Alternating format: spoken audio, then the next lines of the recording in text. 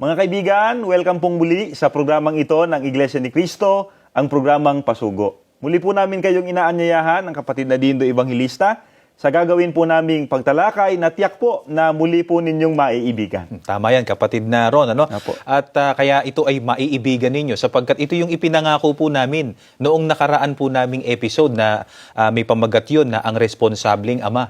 Ipaglilingkod naman po namin sa inyo yung part 2 po noon. Ano? At ito nga po ay pinamagatan na ang mabuting asawa. Pero bago po tayo dumako, kapatid na Dindo, sa gagawin po nating pagtalakay, ay mayroon po tayong inihandang video na dapat po na mapanood muna ng bawat isa. Tama. Mga kaibigan, inaanyayahan po namin kayo, panoorin po natin ito. Ako po si Dayan Santos. Ako po ay may 3 anak. Ang buhay po may asawa, hindi po madali. Lalo na po sa part po namin na nagninegosyo po or mga may trabaho po. Napakahirap pong magbalanse rin po ng oras ng mga anak. May negosyo po kami, pinagtutulungan po namin dalawa. Bali, may bigasan po kami at meron po kaming resort po sa Cavite. Sobrang hirap po maging nanay. Simula po ang araw ko, gigising po ng mga 5:30, tapos magkukan po ng agahan, magpre-prepare na po, pupunta na po ng tindahan. Nakakatuwang ko po kasi si ate kasi malaki na.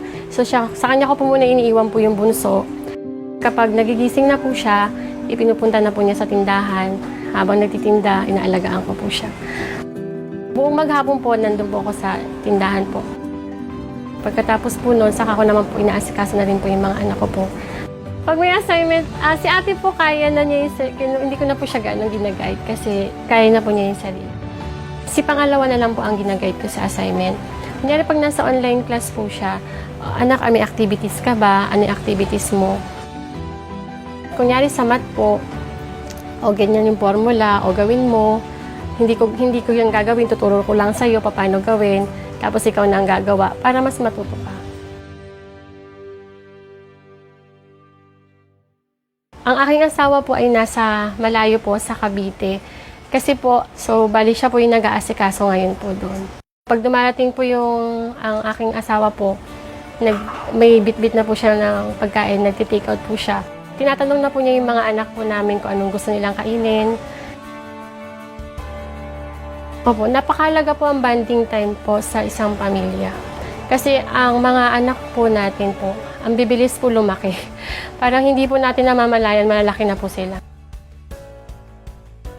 Kapag uuwi na po yung aking asawa po, bali kinakausap ko na rin po yung mga anak po namin na si daddy, 1 linggong wala.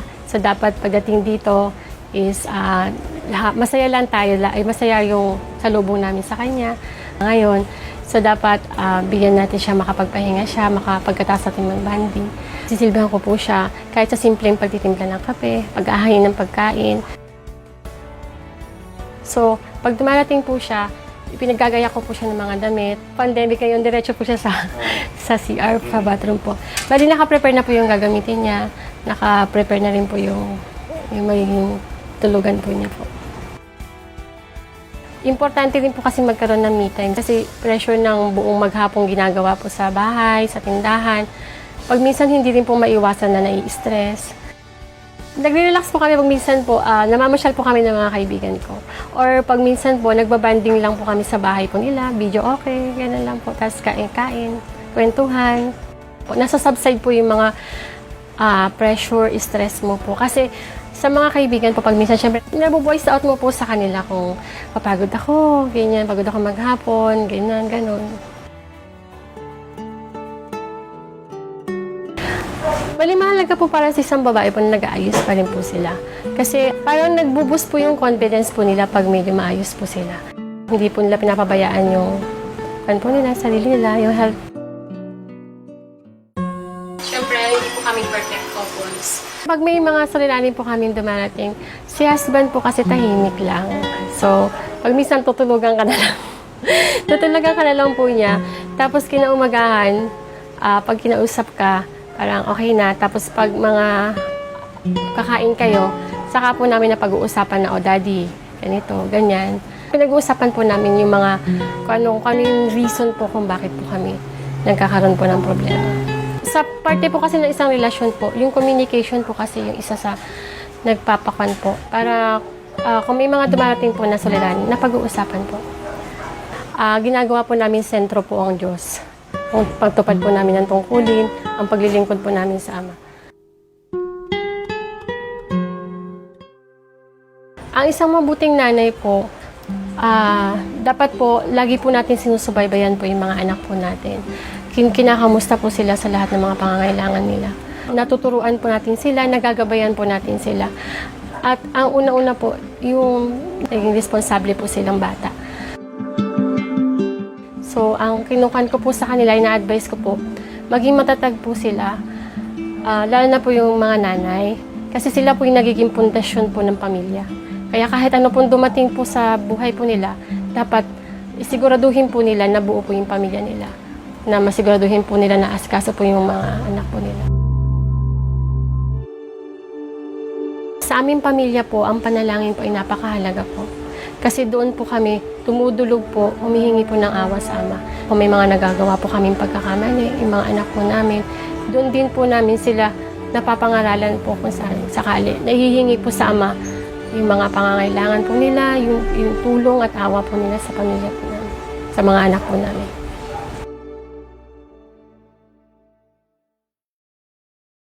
Mga kaibigan, ang pag-aasawa po ang pinakamatandang institusyon sa mundo. Ito po ay pinanukala at itinatag ng ating Panginoon Diyos sa halamanan ng Eden sa panahon pa ng mga unang tao na Kanya pong nilalang. At sa nakaraang episode nga po ay itinuro sa atin sa pamamagitan po ng Biblia ang ilan po sa mga pananagutan ng asawang lalaki o nung lalaking may asawa. Kaya ang atin pong aalamin ngayon kung ano-ano naman ang bahagi ng mga kababaihang may asawa sa ikatatatag ng kanilang pagsasamang mag-asawa at ng kanilang sambahayan. Kapatid na Dindo, papaano po ipinakilala ng banal na kasulatan ang isang mabuting asawa? Ganito po sila ipinakilala ng Biblia. Mababasa po natin yan dito po sa Kawikaan. Sa 31, ang talata po ay Gis. Mahirap makakita ng mabuting asawa. Higit sa mamahaling alahas ang kanyang halaga. Mga kaibigan, ganito po kung ipakilala ng Biblia ang isang mabuting asawa. Ang sabi po, higit sa mamahaling alahas ang kanyang halaga. Mga kabinataan na nais ng mag-asawa, pakatandaan sana ninyo ito, na isang kapalaran kung ang masusumpungan ninyo na magiging asawa ninyo, katulad nung ipinakikilala ng Biblia na mabuting asawa na kung ilarawan ay higit pa sa mamahaling alahas.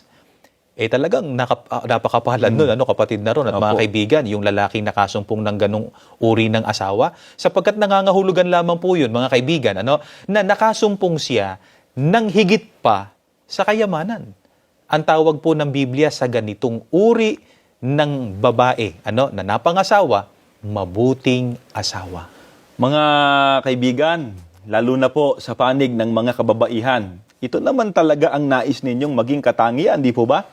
Na maging isang mabuting asawa sa inyong magiging kabiyak. Tama. Ang totoo po, kapatid na Dindot, mga kaibigan, binabanggit po yan ng babaeng ikinakasal sa kanyang mapapangasawang lalaki. Ayan, di po ba? Na siya'y magiging mapagmahal at matapat o mabuting asawa sa kanya pong kabiyak. Yan. Kapatid na Dindo, upang ito po ay magawa, magkaroon ng katuparan, matugunan ng mga kababaihang mag-aasawa at ng mga may asawa na. Ano po ang mahalagang kailangan po nilang magawa batay po sa pagtuturo ng Biblia? Ayan, pakinggan po ninyo ang sagot doon sa tanong po ng kapatid na ron. Nakasulat po dito sa Efeso sa 5, 22 at 33. Pakinggan po ninyo. Mga babae, pasakop kayo sa inyo-inyong sariling asawa na gaya ng sa Panginoon. Gayunman, ay umibig naman ang bawat isa sa inyo sa kani-kanyang sariling asawa, gaya ng sa kanyang sarili. At ang babae ay gumalang sa kanyang asawa. Mga kaibigan, ayon po sa talatang ating binasa, tungkulin po ng mga babae na gumalang sa kanyang asawa. Papaano po ito pinatunayan o patutunayan ng babae na siya ay gumagalang sa kanyang asawa? Ang sabi po ni Apostol Pablo, mga babae, pasakop kayo sa inyo-inyong sariling asawa. Ibig lamang sabihin po, mga kaibigan, ay dapat kilalanin ng isang babae ang karapatan ng kanyang asawa bilang pangulo at susunod siya at magpapasakop siya sa mga desisyon o pagpapasya ng kanyang asawang lalaki. Kaya, dapat pong iwasan ng babae ang laging pagsalungat sa kapasyahan ng asawa. Isang katotohanan po kasi na ang pagpapasya ng isang tao ay nagiging mahina kung laging pinupuna, di po ba? Ganyan din pong maaring mangyari sa asawang lalaki kapag ka laging pinupuna o sinasalungat ang kanyang mga pagpapasya. Kaya nga po, ang nasasabi tuloy ng iba na atubili na silang mag-isip, atubili na silang magpasya dahil sa paniniwala po nila na sasalungatin lamang sila ng kanila pong asawa. At hindi lamang po yan, mga kaibigan. Humihina rin po ang kredibilidad ng ganitong mga ama ng sambahayan sa mata po ng kanilang mga anak. Hindi po yun mabuti. Kaya kapatid na Dindo, upang magawa po ng mga asawang babae ang pagpapasako po sa kanilang asawa, ano po ang napakahalagang tungkulin nila sa kanilang asawa? Pakinggan po ninyo at ganito ang sagot ng Biblia. Dito po sa Tito, sa 2 at ang talata po ay 4. Upang kanilang maturuan ang mga babaeng may kabataan na magsiibig sa kani-kanyang asawa, magsiibig sa kanilang mga anak, pakahinaon. Ano po ang napakahalagang tungkulin ng babae sa kanyang asawa? Ayon po kay Apostol Pablo, dapat ibigin ng babae ang kanyang asawa. Kaya kung ganito po ang damdamin ng babae para po sa kanyang asawa, magagawa niya, kapatid na ron, yung magpasakop sa kanyang asawa. At bukod po sa pagpapasakop, papaano pa po maipadarama ng babae ang kanyang pag-ibig sa kanyang asawa? Dapat nalalaman ng babae ang nakasisiya sa kanyang asawa. At sikaping yun maipagkaloob sa kanyang asawa. Bukod po sa pagtugon sa mga pangangailangang sexual nilang mag-asawa, kailangang napadarama rin ang pag-ibig ng babae sa lalaki sa pamamagitan ng maraming bagay. Halimbawa, kapatid? Halimbawa po niyan, kapatid na Dindo at mga kaibigan, ay tuklasin ang babae. Kung ano ang paborito ng kanyang asawa. At hindi lang basta tutuklasin. Kailangan ipagkaloob po niya ito. Halimbawa po, paboritong pagkain, damit, at marami pa pong iba. Na ang layunin po upang maipadama niya ang kanyang pagmamahal sa kanyang asawa. Mahalaga rin po na sabihin ng babae ang mga salitang nagpapahayag ng kanyang pag-ibig sa kanyang asawa. At yan naman po talaga ang gustong-gustong marinig ng mga asawang lalaki na sinasabi po ng kanilang asawang babae. Isa pa, yung pagiging maalalahanin niya sa kanya pong asawa. At alam mo, kapatid na Ron at mga kaibigan, upang mamalagi po ang pag-ibig sa isa't isa ng mag-asawa, meron pong dapat pagyamanin at paunlarin sa sarili ang mga babaeng may asawa. Pakinggan po ninyo at ganito po ang ating mababasa dito po sa pagtuturo ni Apostol Pedro sa 3:3 hanggang 4. Ang inyong ganday, huwag maging sa kagayakang panlabas lamang, paris ng pag-aayos ng buhok at pagsusuot ng mga gintong hiyas at mamahaling damit. Sa halip, pagyamanin ninyo ang gandang natatago sa kaibuturan ng puso, ang gandang walang kupas, nalikha ng mayumi at mahinhing diwa at lubhang mahalaga sa mata ng Diyos.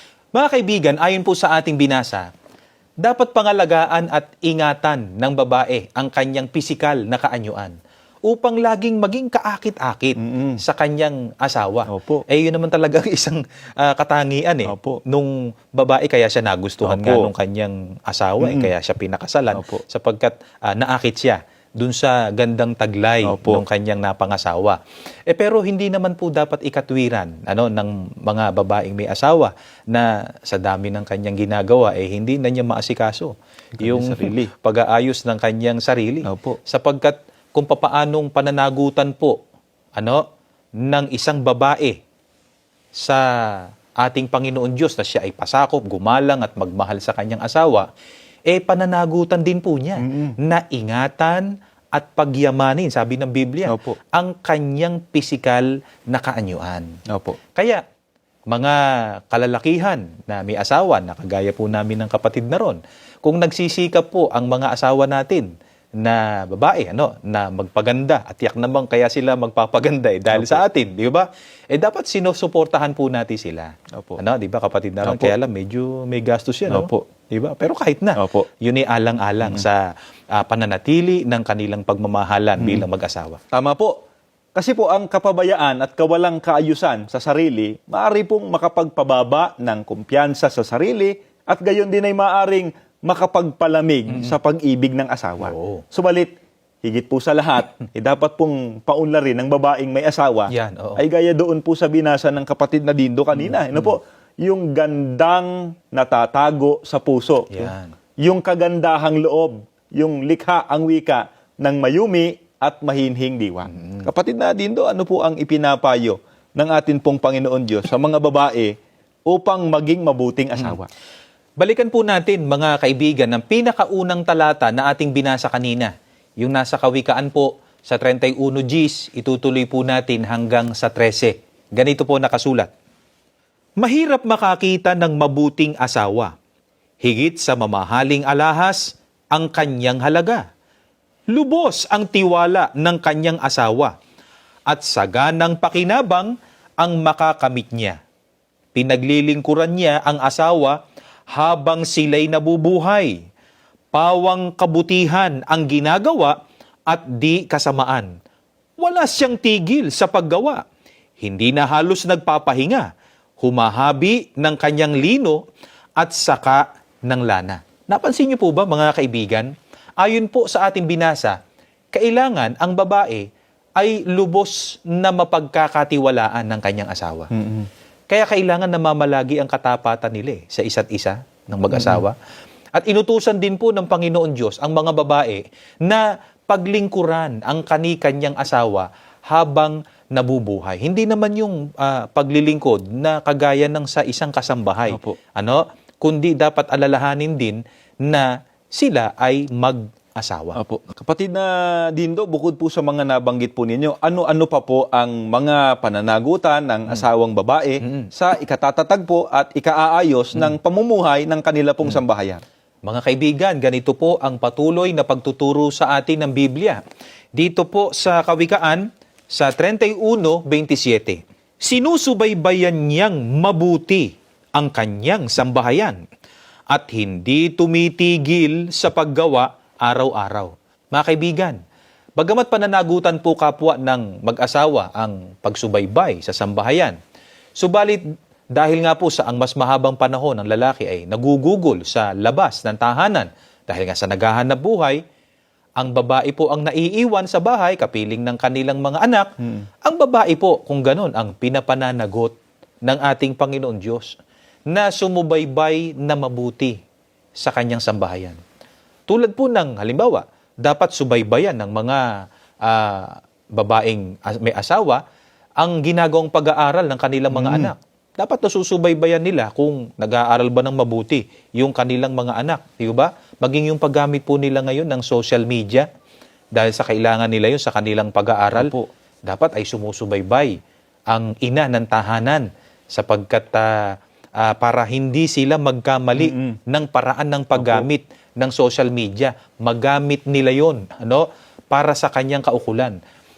At bagamat totoong maraming gawain sa maghapon ang isang ina, pero hindi naman po niya dapat pinababayaan ang pagsubaybay sa kanilang mga anak.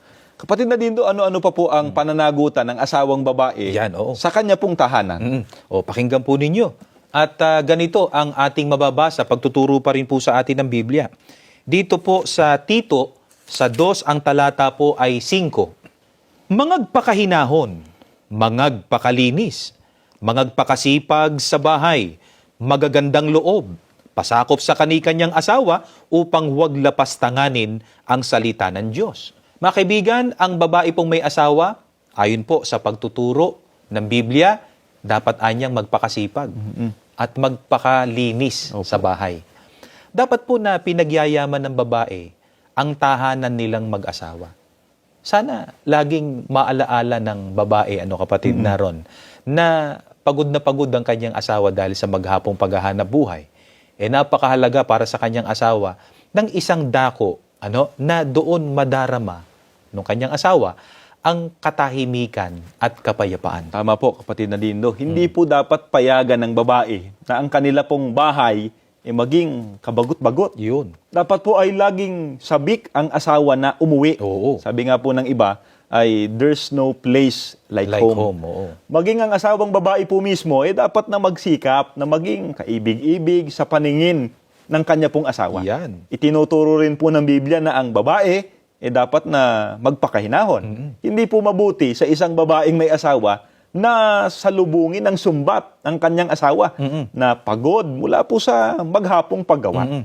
Hahantong lamang po ito sa pag-aaway at sa hindi pagkakaunawaan. Iwasan pong maging magagalitin sapagkat ito po ang magtataboy sa asawa. Po, kapatid na Dindo, papaano pa po ipinakilala ng Biblia ang mabuting asawa? Pakinggan naman po ninyo dito sa Kawikaan sa 31, ang talata po ay 15. Bago pa sumikat ang araw, ay inihahanda na ang pagkain ng buo niyang sambahayan, pati na ng gawain ng mga katulong sa bahay. Mga ina ng tahanan, kahit pa po meron kayong katulong sa bahay o kasambahay, ay kayo pa rin po ang pinapananagot ng ating Panginoon Diyos na maghanda ng kanilang mga gawain sa araw-araw at lalo na yung para sa pangangailangan ng kanyang sambahayan. Opo, Diba? hindi po marapat iasa na lamang ng mga babaeng may asawa sa kanilang kasambahay ang pag-aasikaso sa kanyang asawa at sa kanyang mga anak. At yan naman po ang hahangaan natin sa maraming ina. Tama yan. Sabi nga po sa nakaraang episode at nabanggit nyo rin po kanina, ang mga ina, sila ang unang gumigising dahil po sa mga inihahanda nila, po, para sa kanyang mag-aama, sila pa ang huling natutulog dahil sa dami po ng kanilang aasikasuhin. Tama yan. Kapatid na Dindo, ano pa po ang utos ng atin pong Panginoon Diyos sa mga asawang babae? Pakinggan po ninyo at patuloy tayong tuturuan ng Biblia. Dito po sa Kawikaan sa 31, ang talata po ay 17. Gayon may naiingatan ang kamay at katawan upang matupad ang lahat ng tungkulin niya araw-araw. Mga misis, kung sinabi man po ng Biblia na dapat na asikasuhin ng babaeng may asawa ang mga pangangailangan ng kanyang sambahayan, hindi naman po nangangahulugan na pabayaan ninyo ang inyong sarili. Lalo na po, sabi nga natin kanina, napakaraming gawain ng isang babaeng may asawa. Siyempre, mapapagod yan, di ba? Wag naman po sanang sobrang magpakapagod. Kailangan din yung nagpapahinga siya, di ba? Opo, kung napapagod na sa paggawa, hindi naman po masama ang magpahinga at maglibang para sabi nga po ay ma-recharge.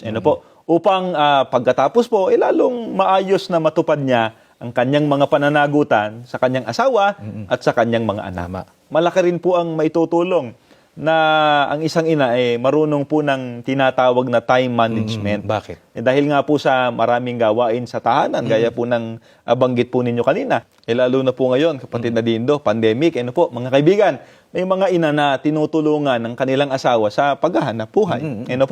Kailangan marunong silang pag-ayaw-ayawin ang kanilang panahon upang wala isa man sa kanila pong mga pananagutan ang kanila pong mapabayaan. Yeah. Kaya tama po ang ginagawa ng maraming ina ng tahanan, hindi sila nagpapakaabala sa mga bagay na wala namang kaugnayan sa kanila pong tahanan upang hindi nila mapabayaan ang kanilang pananagutan po sa kanila pong tahanan. Iwasan nila yung pakipagtismisan sapagkat gaya po ng alam natin, nasasaksihan natin, nag-aakit lang po yan ng basag ulo at gulo sa kanila pong tahanan. At hindi rin po dapat ugaliin ng isang babaeng may asawa. Itong mababasa po natin, nakasulat po dito sa Kawikaan sa 19 at ang talata po ay 13. Pakinggan po ninyo.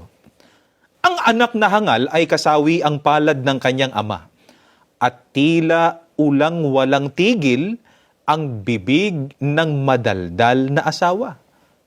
Mga kaibigan, ito po ay pangungusap mismo ng Biblia. Tila anya ulang walang tigil ang bibig ng madaldal na asawa. At ang karaniwang saloobin po ng tao tungkol sa babaeng masalita o madaldal, mababasa po yan. Dito po sa Biblia rin. Dito po sa Kawikaan, sa 27. At ang talata po ay 15, ganito nakasulat. Nakayayamot ang babaeng masalita tulad ng ulang ayaw tumila. Kaya alam nyo mga kaibigan, ang pambubuisit po o pangungulit ng babaeng kung tawagin nagger o madaldal ay nakasisira rin po sa maayos na samahan ng mag-asawa. Kaya dapat po itong iwasan ng babaeng may asawa. At kung meron po na inabot ng pagtalakay na ito na may ganitong gawi o ugali, may pagkakataon pa po Kaya nga po napakahalaga na ito ay narinig po ng mga kinaukulan. Ang kailangan na lamang po magbago kaagad. Alang-alang po sa kapakanan ng pagsasama ng mag-asawa at para na rin po sa ikabubuti ng kanilang mga anak. Mga kaibigan, ang mga tinalakay po namin ngayon ay ilan lamang po at masasabing mga simpleng bagay. Subalit kung laging isa sa alang-alang ng isang ina ng tahanan, ay malaki po ang maitutulong upang matugunan niya ang kanyang mga pananagutan sa kanyang asawa, mga anak, at higit sa lahat ay sa ating Panginoon Diyos. At kung magkagayon, siya ang sa tingin ng kanyang kapwa, lalo na ng kanyang asawa at mga anak, ay isang mabuting asawa. Nawa po ay muli ninyong pinakinabangan ang aming ginawang pagtalakay at tulad po ng dati, bago po tayo tuluyang matapos, inaanyayahan po namin kayo na samahan kami sa isang panalangin.